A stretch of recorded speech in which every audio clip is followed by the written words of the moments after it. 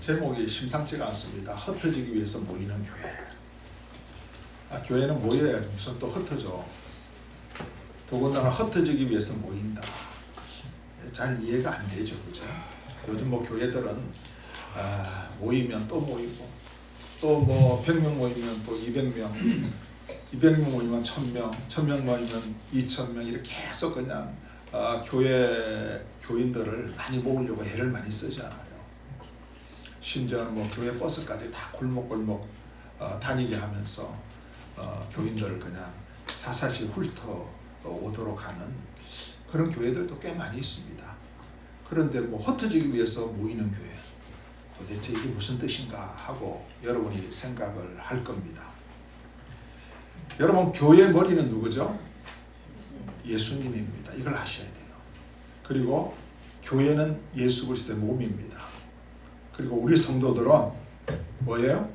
지체입니다. 지체. 제 말씀을 들어야 된다. 스마트폰 본다고 성령이 충만하게 임하지 않습니다. 자, 우리는 지체입니다. 지체. 교회 머리 되시는 예수님께서 교회를 어떻게 세우셨고, 왜 세우셨고, 또 어떻게 진행을 교회를 해 가실까? 어떤 방향으로 머리 되신 주님께서 교회를 인도해 가실까? 어떤 방향으로 주님이 기뻐하시는 방향으로 교회가 나가야 될 것인가? 우리 예수 믿는 사람들 항상 그것을 마음에 새기고 있어야 되는 거예요. 왜? 교회는 예수 그리스도의 몸이고 교회 머리는 주님이기 때문에 그런 거예요. 지금 이 시간에도 과연 이 교회가 주님이 기뻐하시는 뜻대로 가고 있는가? 우리 교회가 과연 주님이 원하시는 방향으로 가고 있는가? 이 교회를 세우신 주님의 목적이 무엇인가? 이것을 생각하고 있어야 된다는 이야기입니다. 이 교회는 주님이 원하시는 열매를 맺어가고 있는가? 우리가 생각해야 될 중요한 문제입니다. 자, 그렇지 못할 때에는, 그렇게 안 될 때는 어떻게 돼요? 우리가 다시 한번 그 교회 나가는 방향을 수정을 해야 돼. 틀어야 돼. 이렇게 수정을 해야 되는 거예요. 하나님이 원하시는 방향, 하나님의 뜻에 맞지 않는 방향으로 교회가 간다 그러면 그걸 어떻게 수정을 해야 되는 거예요. 하나님의 뜻에 딱 맞게끔. 여러분, 오순절날 성령이 강림합니다. 성령이 강림하셔가지고 상상하지도 못한 놀라운 일들이 일어납니다. 예수님의 제자들을 비롯해서 예수님을 따른 모든 사람들이 성령을 받습니다. 성령의 충만함을 받습니다. 믿는 자들이 급속도로 늘어납니다. 성경에 보니까 하루에 3,000명, 하루에 5,000명씩 세례받고 회개하고 예수 믿는 역사가 일어납니다. 믿는 자들이 날마다 마음을 같이해서 교회에 모입니다. 모이기를 힘씁니다. 우리 주일날 한 번 오는 것도 힘들지 않아요. 뭐 수요일날, 금요일날 매일 모이는 거예요. 얼마나 좋은 거예요. 매일 모여서 사도들의 가르침을 듣습니다. 설교를 듣습니다. 그리고 하나님을 찬양합니다. 성찬을 합니다. 떡과 포도주를 떼고 나눕니다. 기도하기를 힘쓰네요. 모일 때마다 그냥 뜨겁게 기도합니다. 그냥 교회가 24시간 1년 365일 이 뜨거운 기도 소리가 멈추지를 않습니다. 또 식사도 함께 하는 거예요. 우리 함께 하는 교회 맛있게 식사도 그냥 식사를 같이 모여서 합니다. 이 식사를 해야 또 친해지지 않습니까? 근데 물건을 서로 나눠요. 자기의 물건들을 갖고 와가지고 없는 사람 나눠주고, 좋은 물건을 갖고 있는 사람은 또 없는 사람 나눠주고, 서로 물건을 내 것이라 하지 않고 나눠주는 거예요. 통용을 합니다. 주님께서 자기 생명을 나눠주기 위해서 이 땅에 오신 날이 12월 25일 성탄절 아닙니까? 그래서 우리가 성탄절 날 우리들이 갖고 있는 것들을 다른 사람에게 좀 나눠주자, 주님처럼.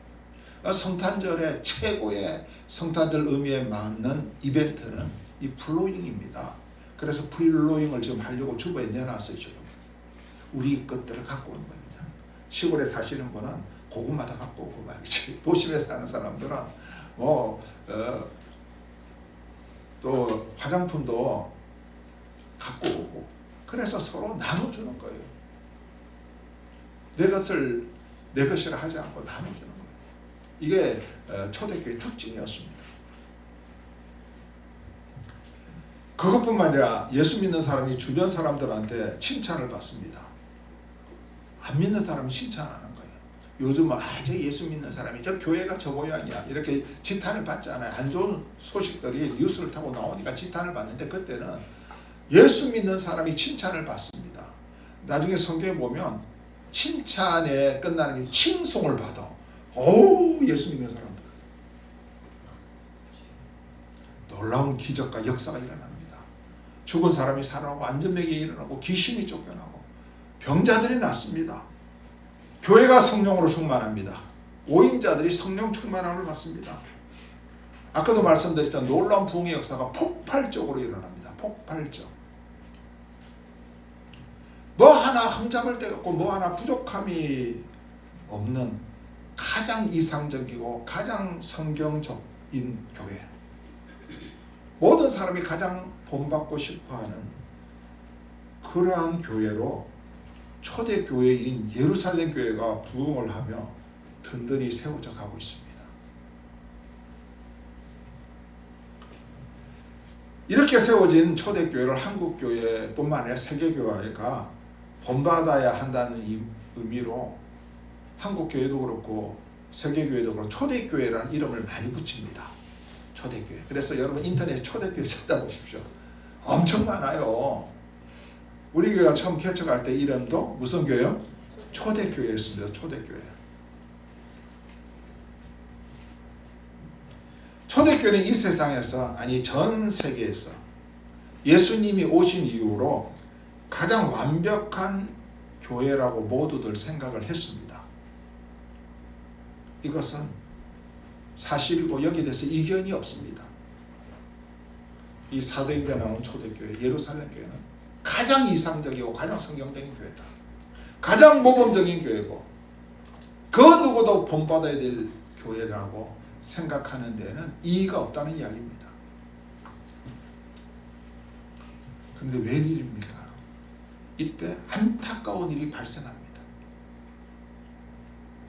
예루살렘 교회 스데반 집사, 믿음이 충만하고 성령이 충만하고 교회 봉사를 그렇게 열심히 하고 특별히 구제하는 일에 앞장섰던 이 스데반 집사가 돌에 맞아 죽는 일이 생깁니다.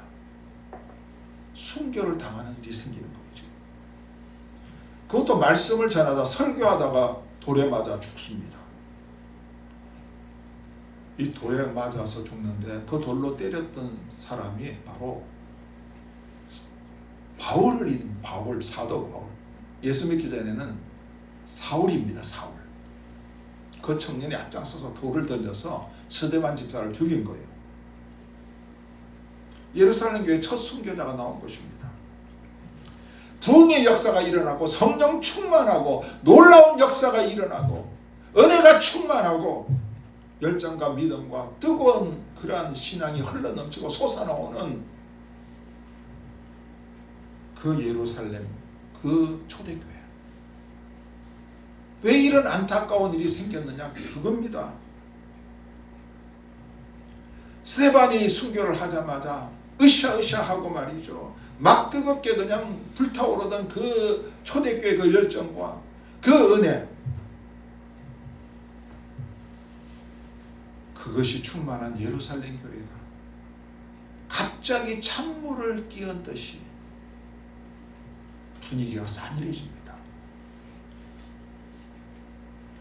밝고 신나고 흥분되던 그 영적 분위기가 갑자기 어두운 분위기로 바뀌고 슬픔의 분위기로 바뀝니다. 도대체 왜 그랬느냐 그겁니다. 도대체 왜 그랬느냐? 왜 그런 일이 일어났는가? 여러분 그 이유가 무엇일까요? 이거는 우리가 한번 깊이 있게 생각하고 지나가야 될 문제입니다. 오늘날의 교회를 생각하면서. 만일 우리가 이것에 대한 철저한 분석과 반성과 고침이 없다면 머리가 되시는 교회 머리가 되시는 예수님이 계심에도 불구하고 그 교회는 예수님이 원하시는 방향과는 다른 방향으로 나가게 될 것이고 예수님의 뜻과는 반대되는 방향으로 나가게 될 것입니다. 그러면 그 교회는 어떻게 될까요? 예수님이 그 교회의 촛대를 옮기십니다. 촛대 옮기면 그 교회의 사명은, 그 교회의 생명은 끝난 거예요. 끝난 겁니다. 몇십억을 짓고 몇백을 지은 교회 건물이 뭐가 필요합니까? 거기는 그냥 싸늘한 무덤과 같은 건물이 되고 마는 거예요. 요한계시록 2장을 보면 교회 머리 되신 예수님께서 한 교회를 책망합니다. 바로 에베소 교회입니다. 회개하고 처음 행위를 가져라. 처음에 그 뜨거웠던 열정, 예수 믿을 때 그 뜨거운 열정, 하나님을 사랑하고 형제를 사랑했던 그 뜨거운 열정, 나를 위해서 구원하신 그 주님에 대한 뜨거운 감격과 감사가 넘치는 그 뜨거운 열정, 그것을 찾으라는 거예요. 어디서 떨었는지 살펴보고 그것을 다시 찾으라는 거예요. 그것을 찾지 못할 때는 주님께서 무서운 말씀을 하십니다. 요한계시록 2장 5절 우리 노말성 권사님 읽어보세요. 그러므로 어디서 떨어졌는지를 생각하고 회개하여 처음 행위를 가지라. 만일 그리하지 아니하고 회개하지 아니하면 내가 내게 가서 내 촛대를 그 자리에서 옮기리라. 아멘. 교회 되시는, 교회 머리 되시는 예수님이 교회를 세우신 목적과 교회를 이끄시는 방향이 있잖아요. 그 뜻대로 나가야 돼. 교회는.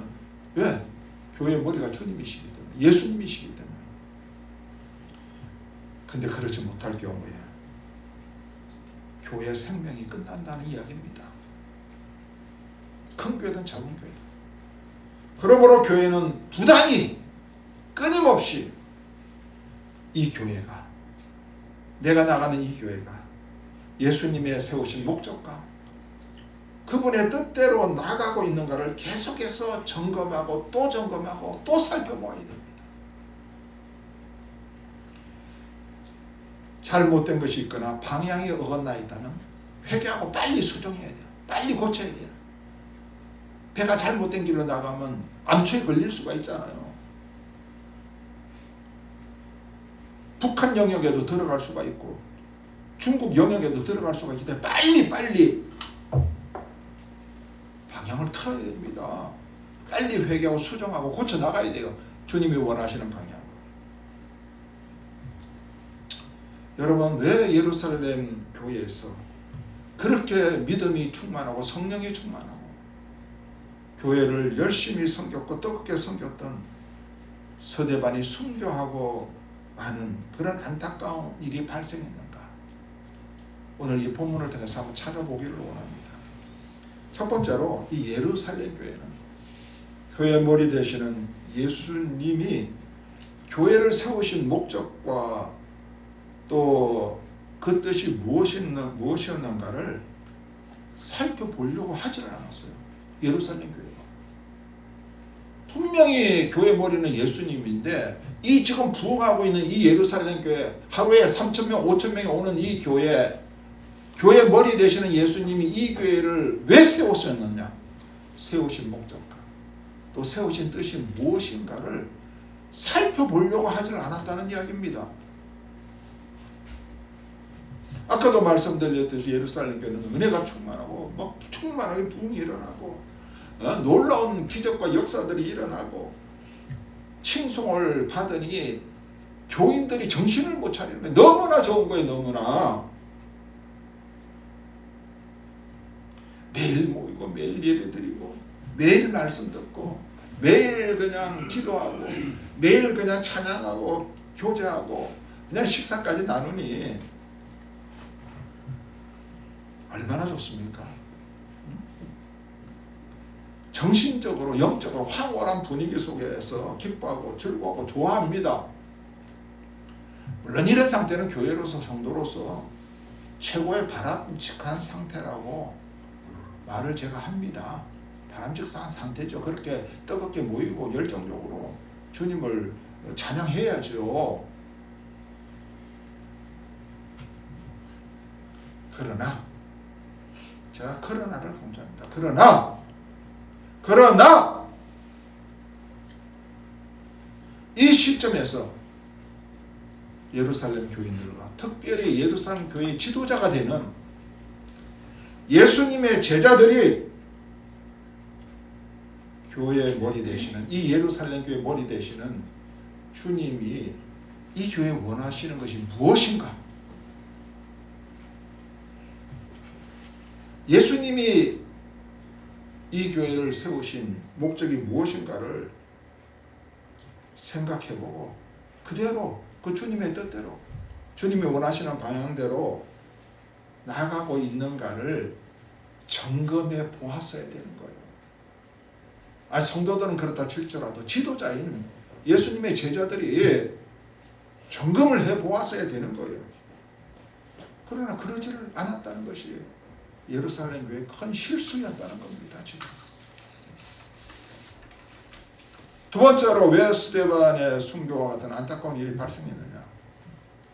예루살렘 교회는 성도들이나 사도들이나 예수님의 제자나 누구나 다 영적으로 이보다 더 좋을 수 없는 지금 이 상황, 그 상황 속에 안주해버리고 말았다는 거예요. 안주할 만도 하죠. 예루살렘 교회가 막 제가 입으로 말하기도 부족할 정도로 너무너무 좋아. 성령으로 충만하고 안에 하나님의 은혜가 점점 막 넘치고 사도들의 말씀이 너무나 좋고 은혜스럽고 성도들 간의 교제가 너무 친밀하고 좋아. 가족보다 형제들보다 더 가까워져. 교회가 놀랍도록 부흥하네. 이거 그냥 가만히 있어도 몇천 명씩 이제 오네. 부족함이 없는 이 상황 속에 예루살렘 교회와 성도들이 안주해버리고 말았다는 거예요. 안주하는 거 참 위험합니다. 이 상황 속에서 일어나기를 싫어합니다. 너무 좋으니까 그냥 계속 누워있고 싶고 그냥 앉아있고 싶어. 여기가 천국이다. 아버지 하나님 여기가 천국입니다. 계속 여기에 머물고 싶습니다. 이들이 이런 마음이 안 들었겠어요? 한 번은 예수님께서 베드로와 야고보와 요한을 데리고 높은 산에 기도하러 올라가십니다.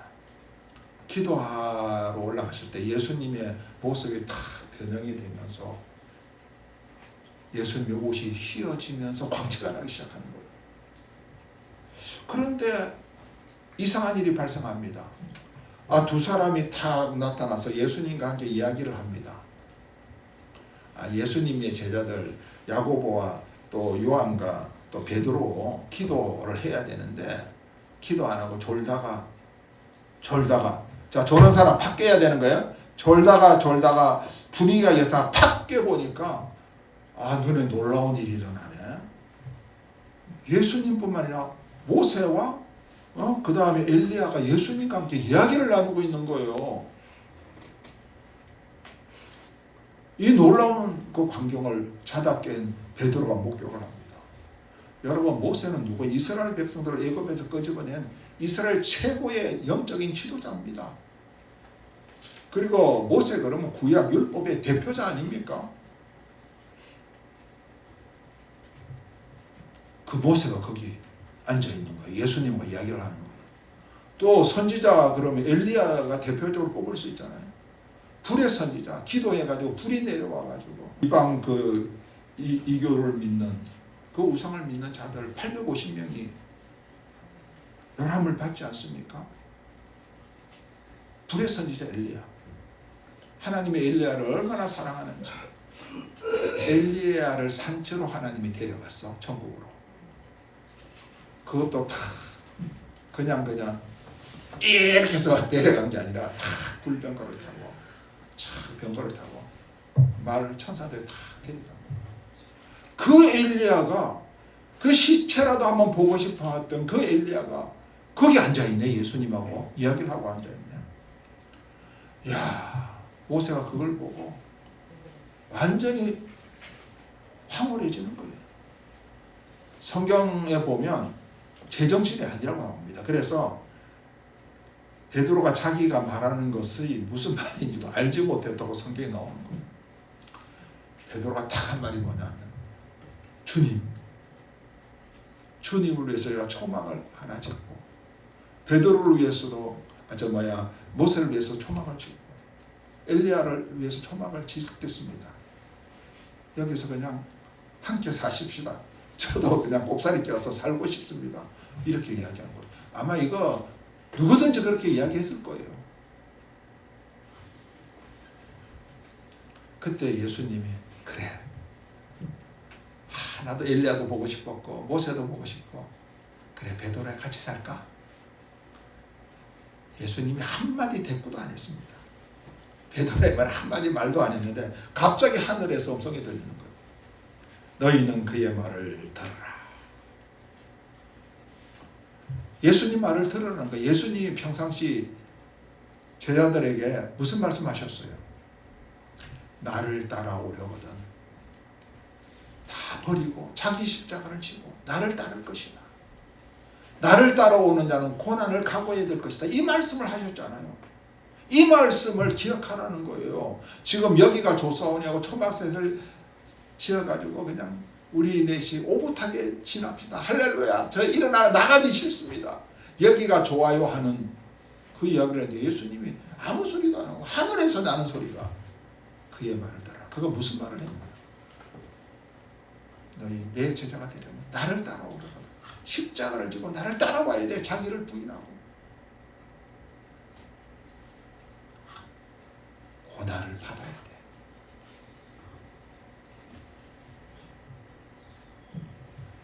지금의 황홀한 상황에 머물러 있고 싶고 안주하고 싶고 있고, 주님과 베드로가 주님과 엘리야와 모세 함께 그냥 여기서 계속 있고 싶어하는 것, 그렇게 있는 것이 예수님의 원하는 방향이 아니었습니다. 예수님의 뜻이 아니었다는 이야기입니다. 오늘날 교회와 성도들은 은혜가 넘친다고, 우리 교회가 점점 커진다고 너무나 좋아합니다.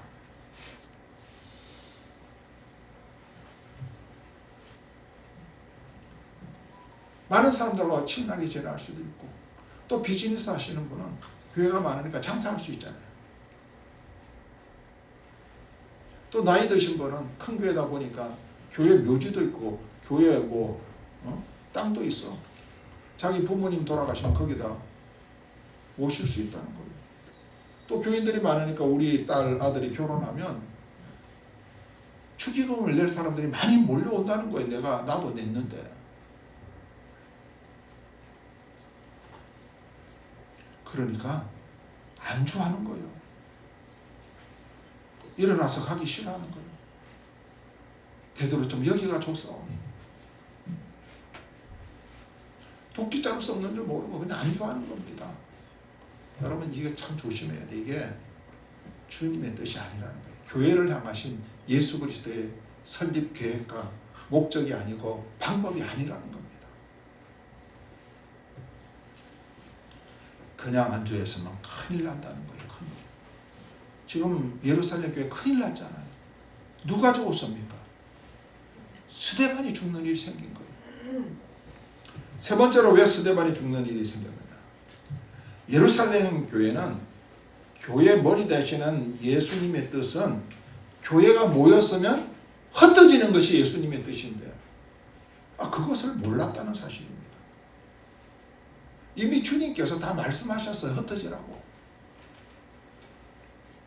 자, 예수님께서 제자들을 3년 동안 같이 데리고 살면서 말씀도 가르치고 훈련도 시키고 교육도 시키고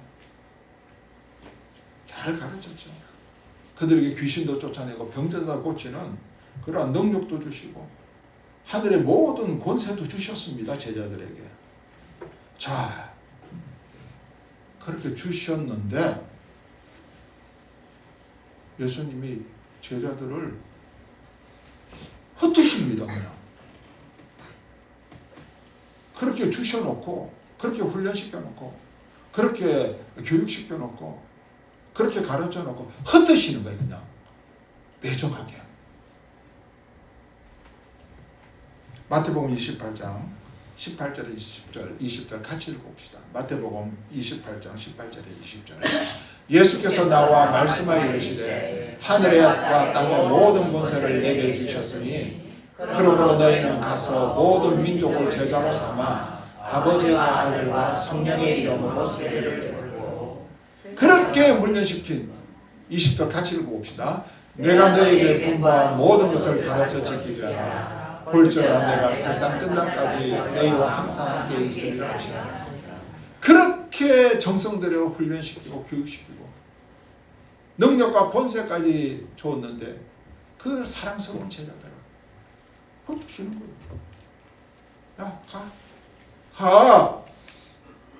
여기 있지 말고 가라는 거예요. 가. 헛되지라는 거예요. 헛되지라는 거예요.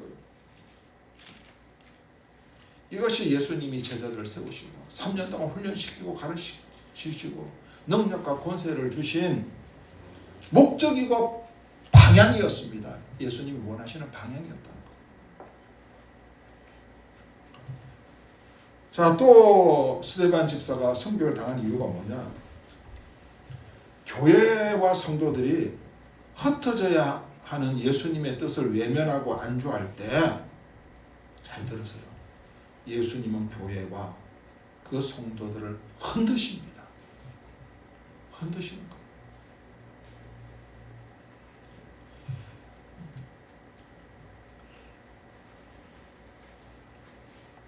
교회로 하여금 성도들로 하여금 흩어지도록 하기 위해서 스데반을 순교하게 만드셨다는 사실입니다. 안 그러면 안 흩어져. 웬만큼 이야기하면 안 흩어져.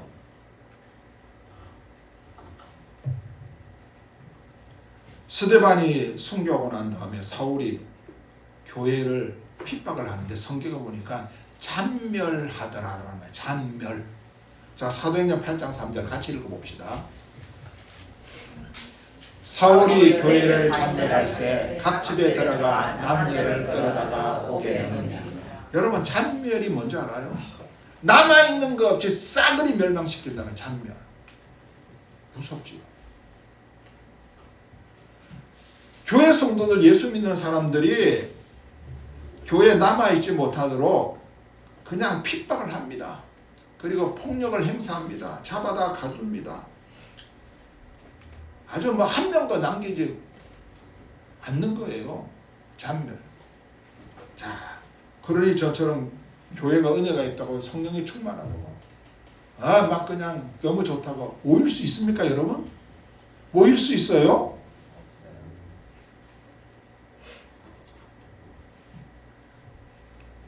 교회를 흔들고 성도들을 흔드시는 하나님의 목적이 무엇입니까? 왜 흔드십니까? 왜? 흩어지라고 흔드는 거예요. 오늘 하나님이 간주하고 모이는 교회, 모이기를 원하고 떠나기를 싫어하는 교회를 흔드시고 계셔. 너무나 많이 흔드셔. 자, 깜짝깜짝 놀라. 사도행전 8장 1절을 읽어봅시다. 사도행전 8장 1절 다 같이 읽어봅시다. 사울은 그가 죽임당함을 마땅히 여기더라. 그날에 예루살렘에 있는 교회가 큰 박해가 있어 사도회에는 다 유대와 사마리아와 모든 땅으로 흩어집니다. 흩어지는 거예요. 그냥 사도회는 여기가 조사오니까 어디 있어.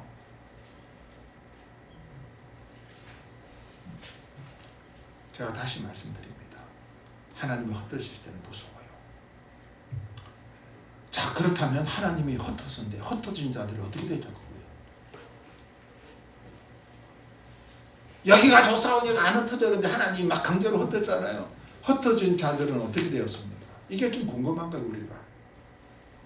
자, 사도행전 8장 4절 5절 한번 읽어봅시다. 사도행전 8장 4절 5절. 자, 4절부터 우리가 한번 읽어봅시다. 그 흩어진 사람들이 두루 다니며 복음의 말씀을 전하였어요. 빌립이 사마리아 성에 내려가 그리스도를 백성에게 전하니. 흩어진 사람들이 그냥 가서 복음을 전하네. 그러니까 빌립 같은 사람도 나오는 거예요. 빌립 같은 사람이 막 복음을 전하고 말이죠.